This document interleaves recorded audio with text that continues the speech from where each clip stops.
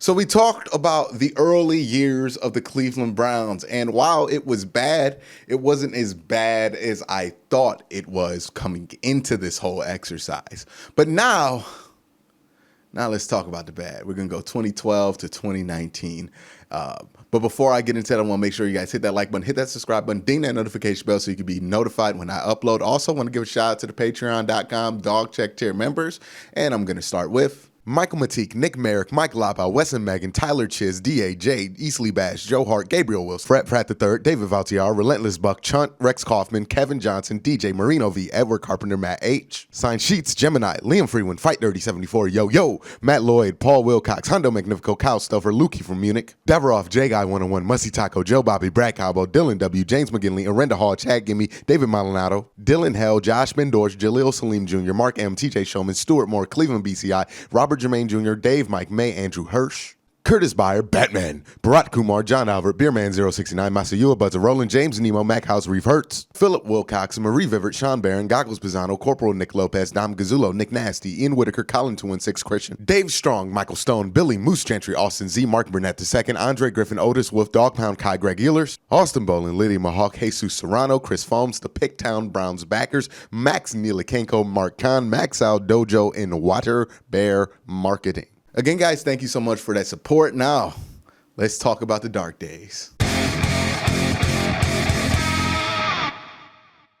All right, we're here for part 2 of this 2-part video, and we're going to get into some more juicy years here when it comes to the Cleveland Browns and what they did, or, more appropriately, what they failed to do in these years in the draft. And we're going to start out with a pretty juicy one. This is the 2012 draft, a pretty infamous draft. If you're a Cleveland Browns fan, Browns had a ton of picks going into this draft. The 3rd pick overall, 2 first-round picks from the Julio Jones trade, and they got Trent Richardson and Brandon Weeden in the first round. And I think that's something that a lot of people focus on when it comes to this draft, and rightfully so.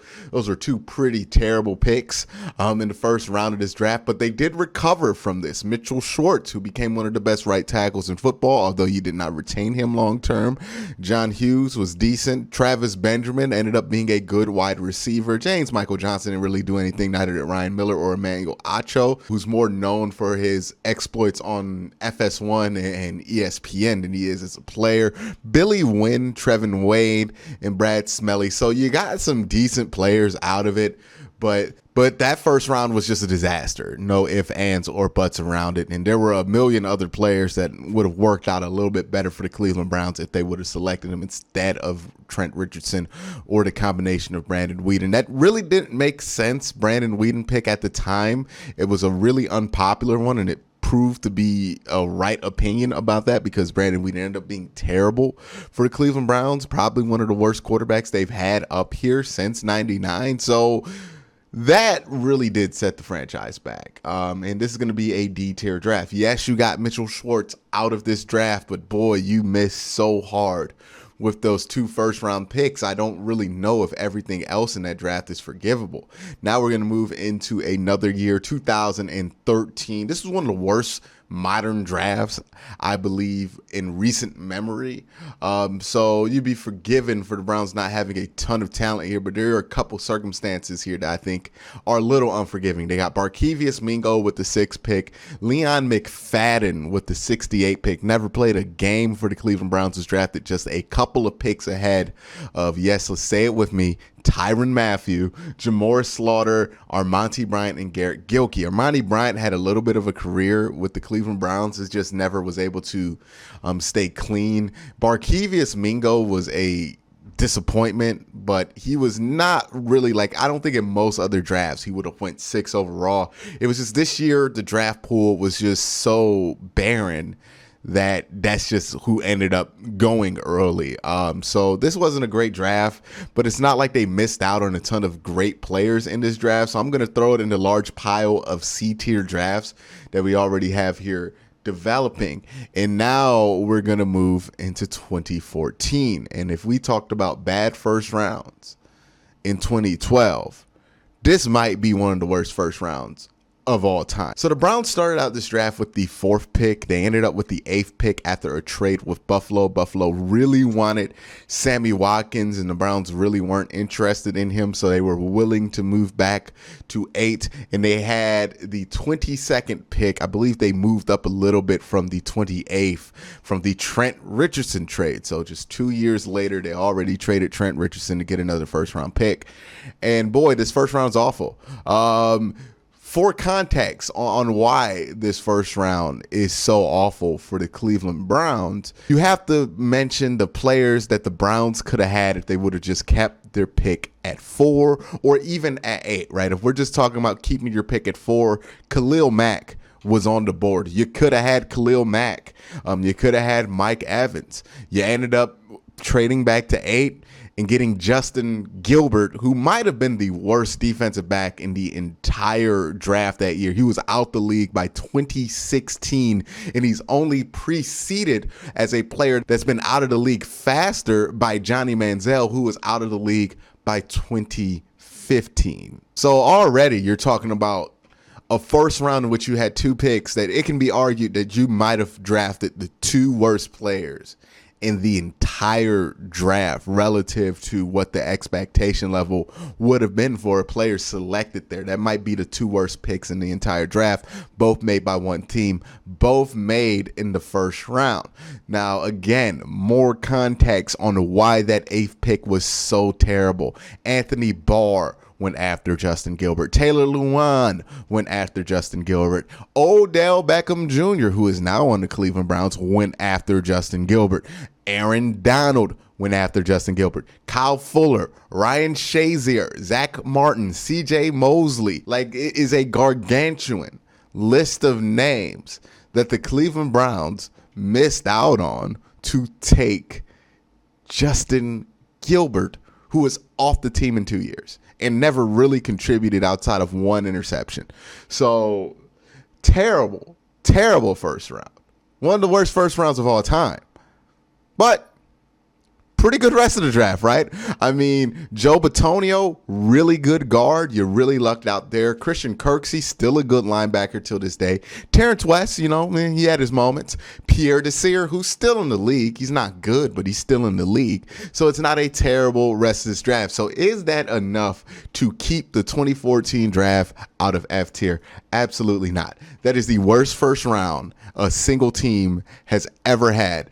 And given the context that the 2014 draft was not just loaded, historically loaded, and this is what the Browns did with it with 2 picks in a historically loaded first round, it's unforgivable. Yes, you got lucky and ended up getting a first round talent out of Joe Bitonio, but boy, you really, really messed up by getting Justin Gilbert and Johnny Manziel. And I believe this first round was so bad that it really set in place the framework for the Browns to reach historic lows when it came to how bad this team would become in 2016 and 17 and in the next few years immediately after this draft. I mean, 2015, 16, and 17, I think the team might have won 3 games in those 3 years. So this was a catalyst of things to come.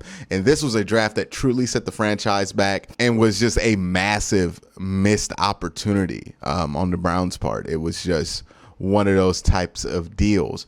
The next draft we're going to talk about is the 2015 draft. The Browns are actually decent in 2014, so they ended up getting the 12th and the 19th pick, so 2 first-round picks. Danny Shelton, Cam Ervin, both didn't work out. Nate Orchard in second round did not work out. Duke Johnson ended up being a good player. Xavier Cooper, Ibrahim Campbell. They drafted Vince Mayo in the 4th round. He didn't even make the team. He was cut about 2 weeks before the end of training camp, ended up on the Dallas Cowboys roster. Charles Gaines, Malcolm Johnson, Randall Telfer, Hayes Pullard, and Ifo Ekpre Olumu, who was looked to be a steal but never ended up being healthy enough to play.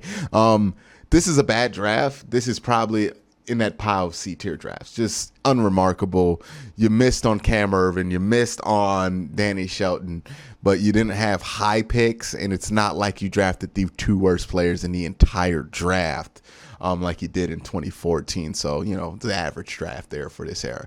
All right, so the 2016 draft, you can argue, is another set them back year because they traded the second pick in the draft, which ended up being Carson Wentz, who looked good for a little while, but now he looks completely done. We'll see what happens to him and what he develops into in Indy.